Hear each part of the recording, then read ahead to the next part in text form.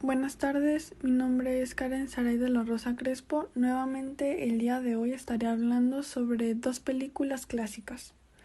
La primera de la que estaré hablando es El Hermanito, o en inglés The Kid Brother.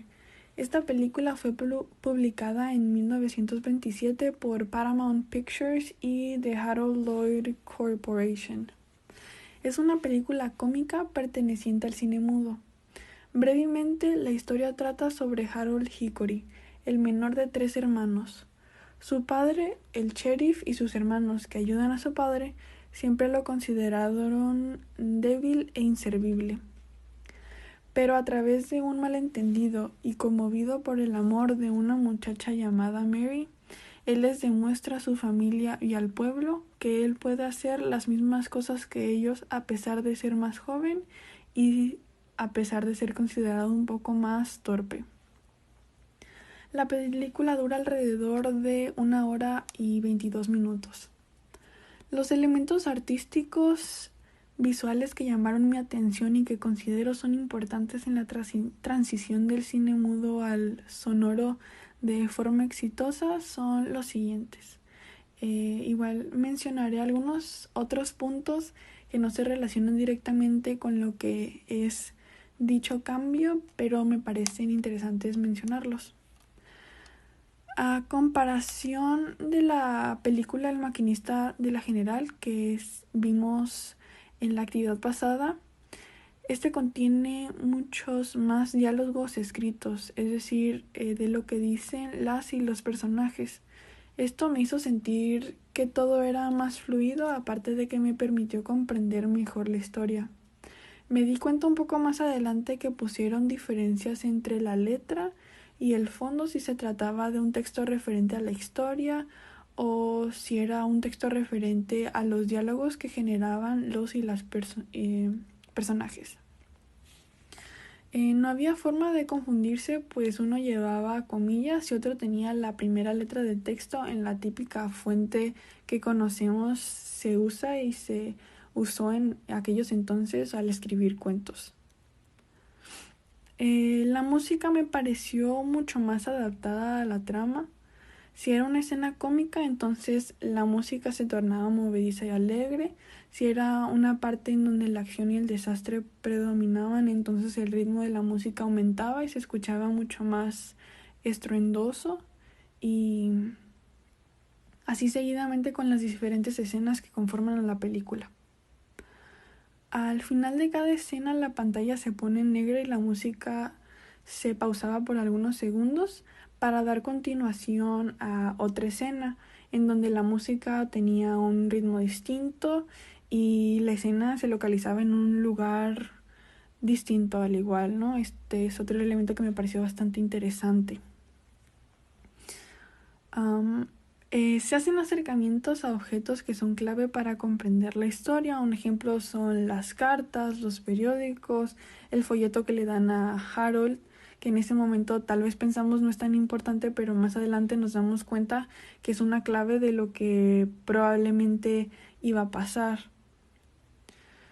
Y que sin duda pues en ese momento ocurre y sabemos entonces que ese es un elemento importante, pero ya después de que pasase. Retomando el sonido, la música, en una escena aparece una serpiente y cuando ésta se mueve podemos escuchar la imitación del siseo de una serpiente. Me parece que a comparación de la película pasada, el sonido aquí es mucho más obvio, o por así decirlo, me parece que en cuanto al tiempo y lo que sucede en la escena visual está mucho más de acuerdo el sonido. En una escena, Harold Hickory está subiendo un árbol, pues quiere decirle algo a Mary, y como ella se está alejando, él empieza a escalar el árbol para poder verla, ¿no? La cámara entonces va subiendo al mismo tiempo que Hickory escala el árbol, lo cual me parece interesante, pues no recuerdo que haya muchas escenas donde la cámara se elevase tanto. Por otro lado, cuando Harold por fin se despide de Mary, aparece en la película la palabra goodbye, Cuando ponen el adiós de Mary lo ponen mucho más pequeño. Me parece que hicieron eso para representar un adiós lejano, pues ella se encuentra bastante retirada en distancia a Harold. Por lo tanto, se escuchaba más tenue que el del muchacho. Me parece que es una muy buena forma de representar la lejanía de ellos. El último elemento que mencionaré de esta película es cuando Harold comienza a tirar salvavidas al ladrón. Entonces la cámara se pone en perspectiva del ladrón y nos muestra cómo se ve aquella situación. Al igual incluso creo que nos puede hacer sentir que estamos en el lugar del ladrón, ¿no? Aquí, como si nos estuvieran lanzando a nosotras y nosotros los salvavidas. Para continuar, les hablaré un poco sobre la película Welcome Danger, producida y publicada por las corporaciones mencionadas en un comienzo. Esta fue publicada en 1929. Es una película de comedia y acción y esta vez ya es perteneciente al cine sonoro. La historia trata sobre el hijo de un reconocido capitán de policía. Este muchacho se llama Harold Bledsoe y le apasionan las plantas. Cuando llega a San Francisco para dar ayuda, tiene ciertos conflictos con sus compañeros, pues desarrolla un interés por tomar huellas. Pero al final de cuentas él termina demostrando que puede ser de gran ayuda y termina con los problemas por los cuales el capitán de policía le pide que vaya a San Francisco. Esta película dura alrededor de 1 hora 52 minutos. El primer elemento que me pareció interesante fue cuando un tren se acerca a la cámara pudiendo escuchar los sonidos de este mismo, hasta que después aparece una escena en la que los personajes ya están dentro del tren. Me parece que es una buena forma de llevarnos a la escena principal, haciendo esa transición que nos avisa que el tren será donde se desarrolle una de las escenas. A lo largo de la película se utilizan filmes de puertas u otros elementos que dan entrada a la escena que seguirá. Por ejemplo, cuando 3 hombres se encuentran hablando en una oficina, antes de que esto ocurriese, ponen la imagen de la puerta en donde se puede ver que dice que es la oficina de uno de los comisarios de la estación de policía.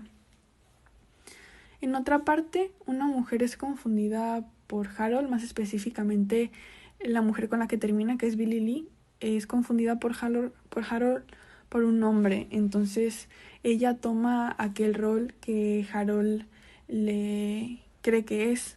Esto me parece interesante más en cuanto a la historia y lo que sucede. Más adelante Harold está recordando un suceso pasado, entonces simulan este recuerdo poniendo una pequeña parte de aquel recuerdo de una forma medio transparente.